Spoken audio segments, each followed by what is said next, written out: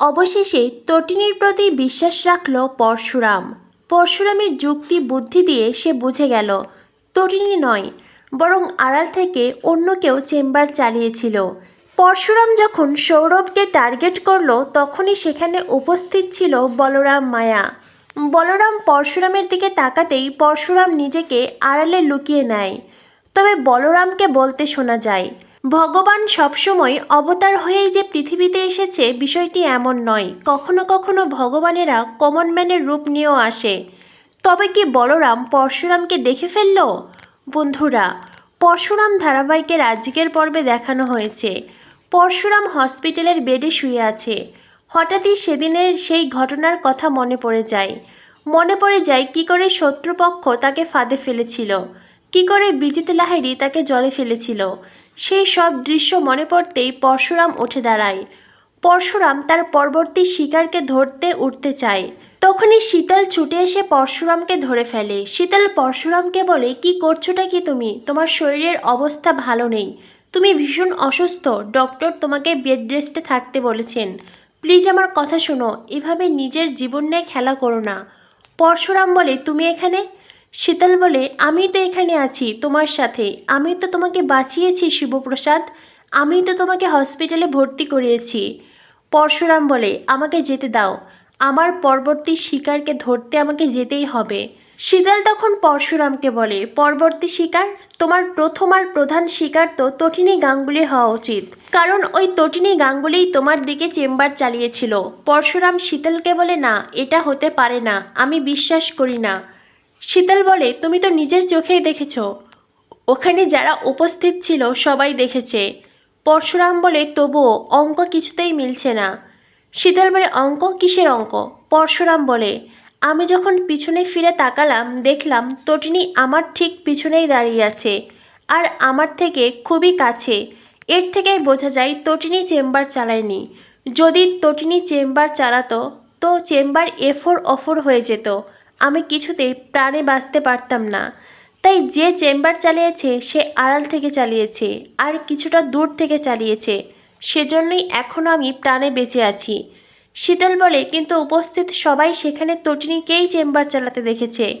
পরশুরাম বলে, তবুও আমি সেটা বিশ্বাস করি না, আমি বিশ্বাস করি না তটিনী এটা করেছে, কারণ আমার যুক্তি বুদ্ধি অঙ্ক মিলছে না শীতল। পরশুরামের কথা শুনে শীতল অবাক হয়ে যায়। এরপরেই পরশুরাম বলে, আমাকে যেতে দাও। শীতল বলে, আমি তোমাকে কোথাও যেতে দেব না, আমি তোমাকে ভালোবাসি, তাই তুমি অসুস্থ হবে এমন কোনো কাজ আমি করতে দেব না। পরশুরাম বলে, তুমি সত্যি আমাকে ভালোবাসো? শীতল বলে, হ্যাঁ, আমি তোমাকে সত্যিই খুব ভালোবাসি, সেই কলেজ লাইফ থেকে ভালোবাসি। পরশুরাম বলে, সত্যিই যদি তুমি আমাকে ভালোবেসে থাকো তো আমার একটা কাজ করতে পারবে? শীতল বলে, কি কাজ? পরশুরাম বলে, তটিনীকে কল করো, আমি তটিনীর সাথে কথা বলতে চাই। আমি জানতে চাই যখন আমার দিকে চেম্বার চালানো হলো আর আমি মাটিতে পড়ে গেলাম তখন তটিনী কী অবস্থায় ছিল। তখনই শীতল বলে, আমি তটিনীর সাথে কথা বলেছি। পরশুরাম বলে, তুমি কথা বলনি, তুমি অভিযোগ করতেই ওকে কল করেছিলে। শীতল তখন চুপ হয়ে যায়।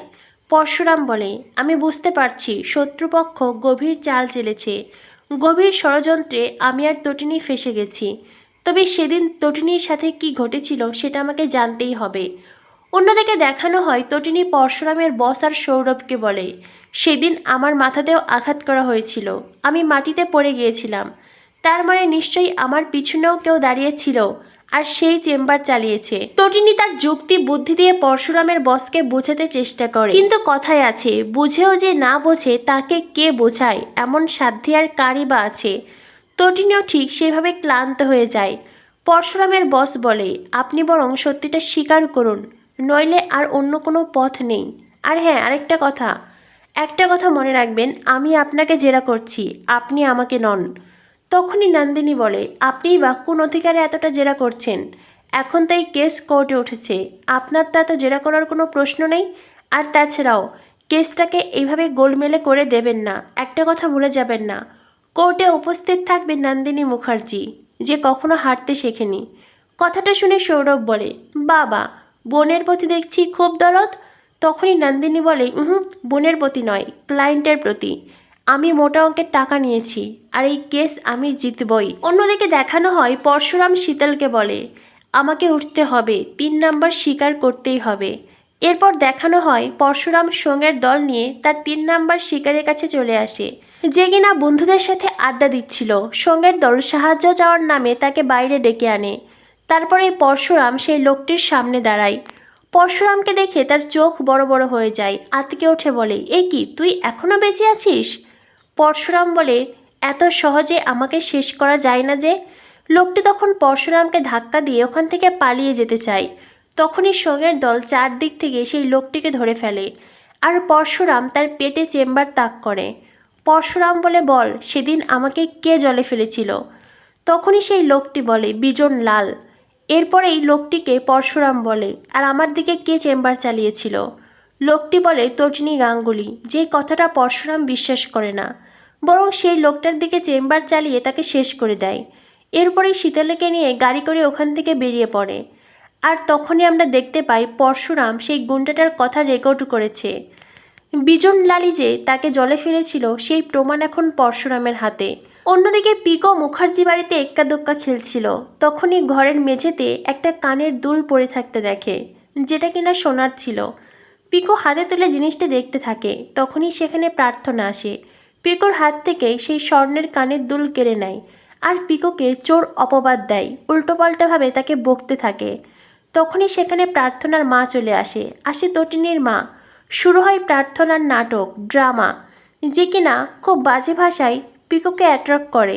এমনকি আয়ুষের মাও বলে, এই মেয়ে আর তটিনী কাউকে এই বাড়িতে থাকতে দেব না, এই বাড়ি থেকে বার করে দেব।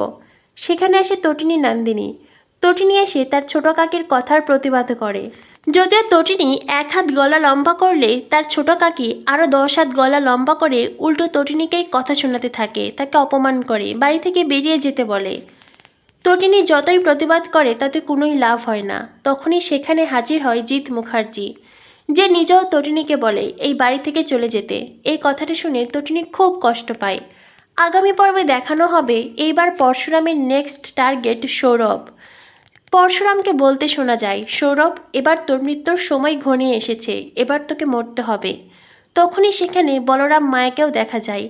বলরাম পরশুরামের দিকে তাকাতেই পরশুরাম নিজেকে আড়ালে সরিয়ে নেয়। বলরামকে বলতে শোনা যায়, যুগে যুগে ভগবানরা শুধু যে অবতারের রূপ নিয়ে এসেছে বিষয়টি এমন নয়, অনেক অবতার কমন ম্যানের রূপেও এসেছে। তো বন্ধুরা, তোমাদের কি মনে হয় হঠাৎ করে হাসি মুখে বলরাম মায়াকে এই কথাটা কেন বলল? তবে কি বলরাম কোনোভাবে পরশুরামকে দেখে ফেলেছে, চিনে ফেলেছে? শিবের ছদ্মবেশে আর কেউ নয়, স্বয়ং শিবপ্রসাদ গাঙ্গুলি। কি হতে চলেছে পরশুরাম ধারাবাহিকের পরবর্তী আপডেট পেতে আমাদের সাথেই থেকো। ধন্যবাদ সবাইকে।